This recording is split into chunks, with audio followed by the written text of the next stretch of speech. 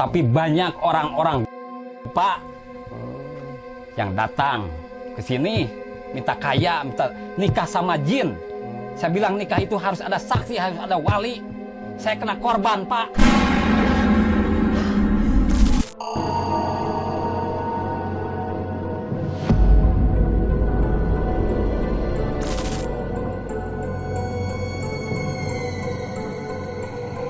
Terkadang kemiskinan yang membelenggu terasa mencekik tak tertahankan. Hasrat manusia untuk menempuh kekayaan pun dapat dicapai melalui berbagai cara. Namun ketika ibadah, doa dan ikhtiar kepada yang kuasa tak kunjung menemukan jawaban. Disitulah akal sehat tak lagi berfungsi. Jalan pintaslah yang dipilih, seperti melakukan pesugihan, perjanjian dengan gaib, dan menikah dengan mereka yang berasal dengan bangsa jin. Semua dilakukan untuk satu tujuan, kekayaan.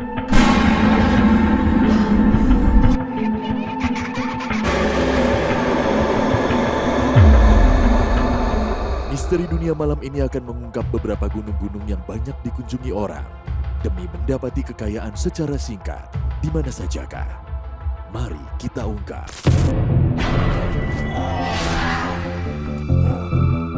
Berada di sebelah barat daya Kabupaten Malang, ada sebuah kawasan yang dikenal memberi tuah dan bisa mengentaskan dari jerat kemiskinan, yakni sebuah gunung yang begitu sohor hingga mancanegara, yakni Gunung Kawi. Siapa sangka nama gunung ini santer dibicarakan hingga di kawasan Asia Tenggara. Kabar yang beredar banyak warga asing yang berasal dari Singapura, Malaysia, Myanmar, serta Tiongkok acap kali berziarah ke gunung tersebut untuk berbagai kepentingan. Pesugihan yang paling sohor yaitu dengan melakukan tapa berata menuju jatuhnya daun dari pohon dewandaru. Mereka meyakini saat daun tersebut jatuh mengenai sang pelaku, maka segala permintaan akan dikabulkan. Ini itu tanda pesugihan. Dia ada kenalan, katanya sih ke arah Gunung Kawi. Dah gua kan nggak tahu jalan kalau keluar daerah. Ya udah paling ngikutin aja. Emang serem sih, ya gitulah. Emang tempatnya juga nggak ini banget, agak jauh dari perkampungan juga sih masuk. Legend lah, ya 100 tahun lebih punya itu. Wah, sakti pasti pikirannya gitu. Dan terbukti sih gitu, Bang. Yang gua tahu dari daerah Tangerang itu dia bawa tanah, katanya disuruh. Nah, dibawa ke sono. Horor juga nih ya. Begini-ginian ya kan. Agak percaya nggak percaya rame, full. Sampai penuh semuanya usahanya dia tuh. Seminggu itu tuh. Lu ntar gue tumbalin lu gini lah, jangan. Parah banget emang kejadian. Tapi emang bener-bener rame, gue kaget. Dia kan daerah Tangerang tuh kayak ada ininya sendiri ya, namanya bersaing ya. Usaha hiburan malam gitu kan emang tau lah, bener-bener sepi, habis. Tetangganya juga malah pas hari itu sepi ya, pas seminggu itu pindah ke dia semua.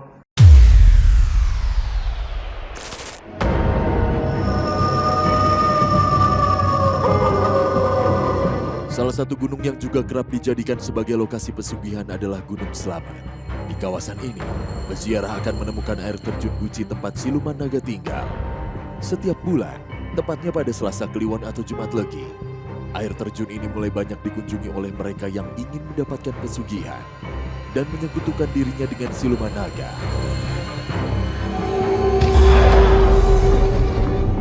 Saat melakukan ritual, seorang peziarah akan membawa sesajen lengkap mulai dari kembang, minyak wangi, hingga tumpeng untuk selamatan. Sesajen ini dipersembahkan untuk siluman yang ada di air terjun agar mau keluar dan memberikan kekayaan dengan cepat. Ritual ini meminta tumbal manusia sebagai penukar harta yang diberikan.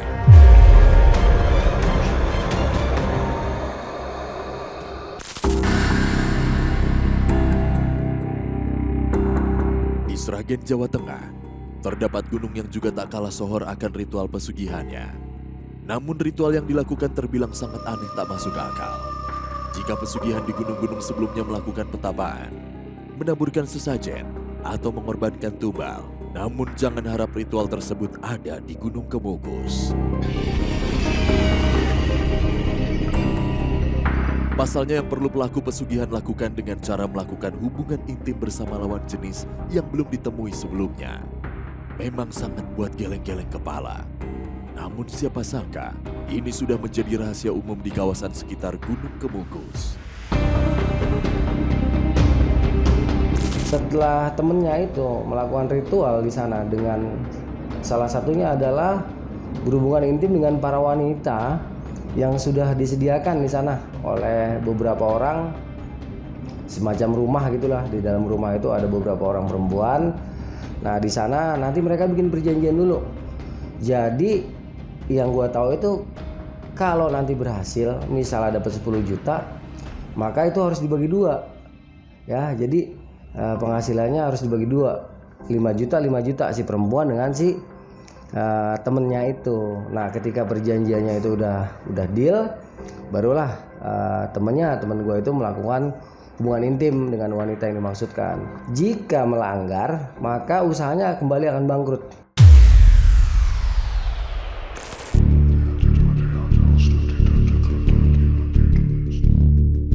Lokasi pesugihan selanjutnya, Gunung Salak. Terlepas dari pesona keindahannya, Gunung Salak nyatanya tak lepas dari predikat angker dan penuh misteri.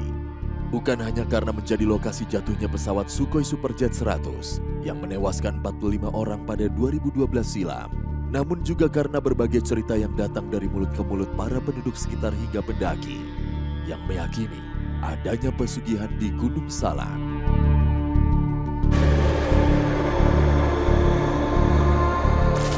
Ya kata berita sih gitu.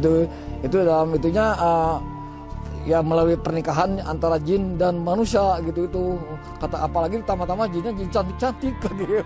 Itu tuh, waduh, ini yang bikin penasaran. Kok bisa gitu ya? Menikah dengan jin, kata ini terdengar aneh dan tak masuk logika manusia. Namun nyatanya inilah yang terjadi di Gunung Salak. Hal ini bukan suatu hal yang baru. Di Gunung Salak, sohor akan cerita pesugihan manusia berpoligami dengan bangsa jin. Mereka yang melakukan ini, umumnya yang terbelenggu kemiskinan dan ingin kesuksesan yang begitu cepat, menjadikan ritual satu ini sebagai jalannya. Kebetulan saya juga dulu pernah ya nyoba buat ritual seperti itu. Tapi udah lama ya, dulu udah lama banget. Penasaran ingin mengetahui kisah lebih jauh mantan pelaku pesugihan, tim Misteri Dunia mengunjungi sosok Abah Anom yang disebut-sebut penghulu pernikahan manusia dengan jin. Wong ki nek wong suci, wong arep golek rezeki, lek arep sugih, ya nyambut gawe. Seperti apa sosoknya? Jangan kemana-mana. Sesaat lagi, tetap di Misteri Dunia.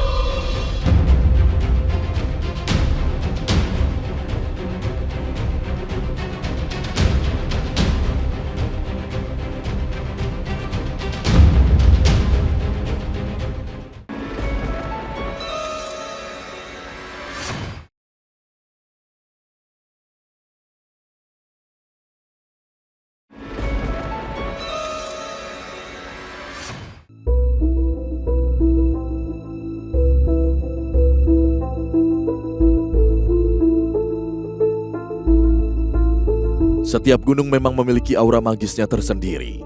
Begitu pula dengan Gunung Salak dengan berbagai kisah misterinya. Dari sekian banyak pesugihan, poligami dengan jin yang terjadi di Gunung Salak merupakan salah satu hal yang di luar logika manusia. Namun terlepas dari itu, nyatanya masih banyak orang yang nekat memilih jalan pintas ini untuk meraih apa yang diinginkan. Seperti halnya Jeffrey, yang sempat gelap mata dan sempat tertarik untuk menikah dengan mereka bangsa jin. Pernikahan seorang pria dengan jin biasanya dilangsungkan pada malam Selasa Kliwon. Ritual yang harus dijalani dalam pernikahan tersebut hampir sama dengan pernikahan manusia pada umumnya. Ada penghulunya dan ada juga saksi-saksinya. Konon, jin yang dinikahi adalah jin yang bisa didatangkan dari seluruh penjuru dunia, baik dari Turki, Berlin, Jepang, Arab Saudi, maupun jin lokal dari Indonesia. Saya pernah baca di salah satu media cetak dulu, ada orang ya yang konon katanya dia suka ritual menikahkan jin dengan manusia. Nah saya kan ya sebagai orang daerah sekitaran Cidahu situ, ya saya juga penasaran dong gitu. Saya orang situ, masa saya nggak tahu gitu ya, sedangkan di media cetak aja ada gitu. Ya akhirnya ya saya cari. Ya, setelah saya cari, saya nyoba cari, tanya-tanya, ya antarlah saya sama satu orang, ada seseorang yang antar saya ke lokasi tempat perkawinan jin dengan manusia itu.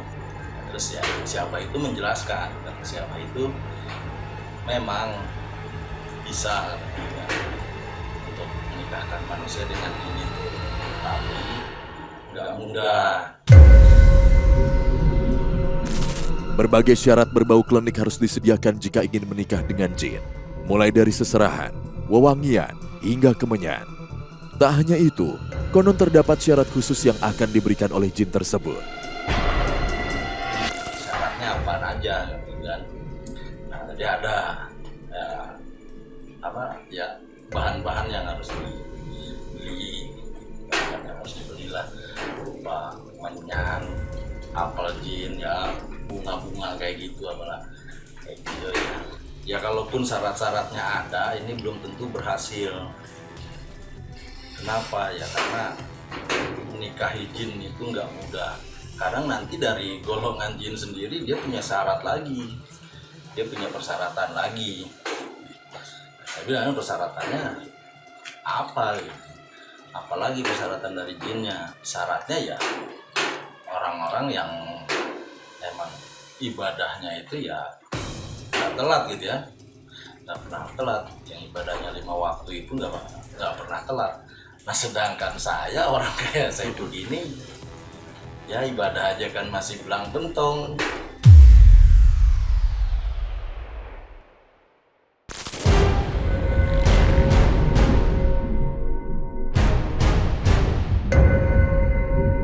Dari kisah sohornya poligami dengan bangsa jin, salah satu yang dituju adalah Abah Anom, yang konon dipercaya sebagai penghulu pernikahan gaib antara manusia dengan jin di Gunung Salak. Tim Misteri Dunia mencoba mencari keberadaan Abah Anom tersebut. Banyak yang menunjukkan lokasi Abah Anom yang kami cari ke sebuah lokasi yang akhirnya kami tuju. Sosok dan rumah Abah Anom yang dimaksud selama ini nyatanya salah sasaran.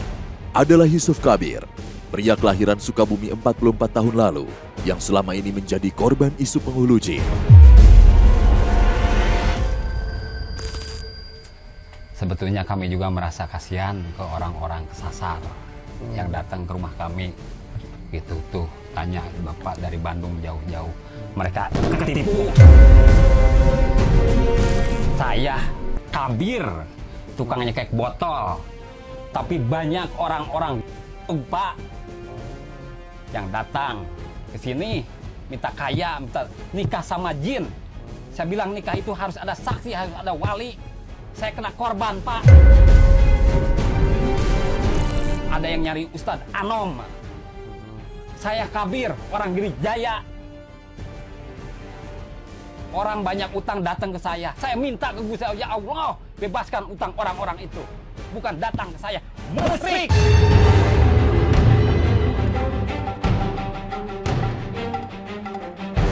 Tanya si Bapak, di sini ada makam leluhur, Eyang Satri, Eyang Abu. Saya ajak ke sana, ayo kita silaturahmi. Yusuf Kabir seketika naik pitam. Emosi yang selama ini dipendam akhirnya meledak juga.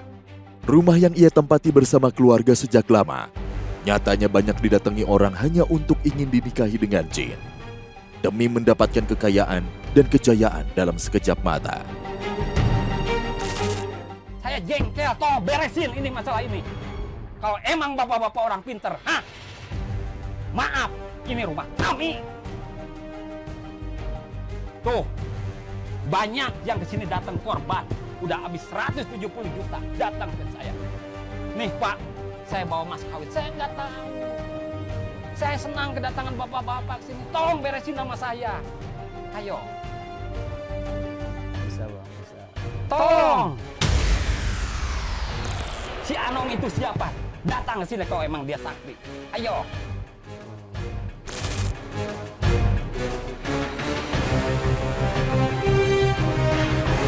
Terlepas dari kisah pesugihan di Gunung Salak, gunung yang memiliki 3 puncak menjulang tinggi ini memang begitu sohor akan berbagai kisah penuh misterinya. Konon, di gunung inilah memiliki sosok-sosok yang kerap dijumpai penduduk hingga pendaki. Seperti halnya sosok yang kerap kali ditemui di kaki Gunung Salak, yakni sosok nenek dengan usia 80 tahun.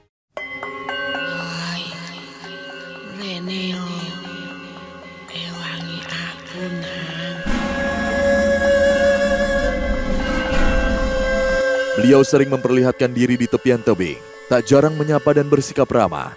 Namun keanehan sering dialami. Dialek diucapkan kental dengan bahasa Jawa, padahal mayoritas penduduk asli berbahasa Sunda.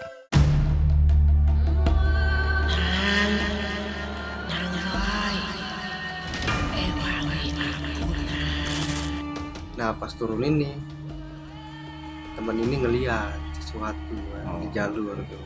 Gua ngeliat sosok belah mana itu di pinggir jurang.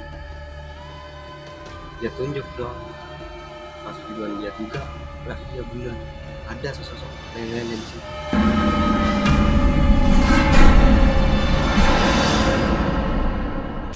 Cuman saya merasakan atau sempat berinteraksi ya pas kita turun atau pulang. Kejadiannya percis di setelah pohon cemara doyong. Tembusanya mau ke hutan bambu. Nah di situ saya sempat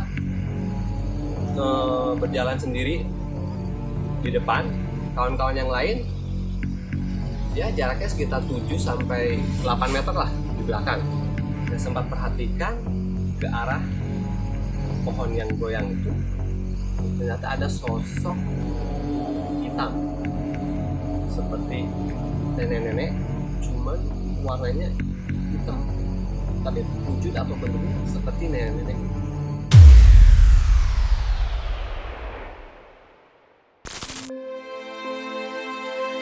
Binatang sejenis babi hutan sebesar truk hingga ular dan kuda emas juga dipercaya sebagai penjaga hutan Gunung Salak. Banyak pula pendaki yang bertemu dengan macan. Kabarnya, ia adalah penjelmaan dari Prabu Siliwangi.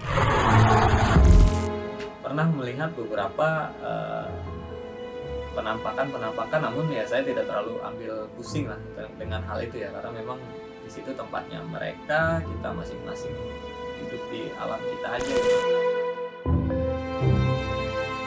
Dan yang terakhir adalah sosok wanita cantik juga kerap hadir dalam mimpi para pendaki. Salah satu anggota regu tim SAR menjadi saksi mengenai mimpi yang dialami ketika terlelap di Gunung Salak. Wanita tersebut menghidangkan minuman di sebuah rumah yang terletak di puncak gunung. Saya yakinin, saya merasakan di situ, merasakan energinya, merasakan semuanya, saya merasakan. Ya dari saya melihat, dari saya merasakan aura-aura, wah kayaknya gak nyaman saya di sini, gak enak di sini. Medali merindingnya, macam-macam merasakan saya. Tapi nggak kapok kan naik gunung Mas Arfan? Oh tidak, karena naik gunung itu hobi saya.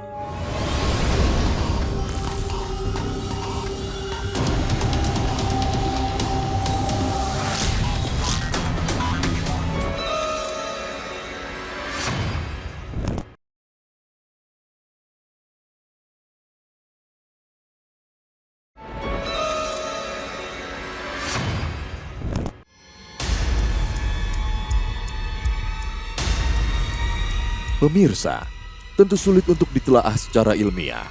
Tetapi begitulah terkadang hal-hal gaib hidup memenuhi akal sehat manusia. Adapun untuk mempercayai atau menyangkal menjadi hak setiap orang. Namun menjadi sebuah hal penting untuk mengisi hati dengan zikir dan lagu spiritualistik. Sebab ketika unsur duniawi sudah tak lagi tercerna akal, maka kembali dan berserah diri kepada Sang Pencipta adalah jalan terbaik. Allahu a'lam bishawab. Selamat malam.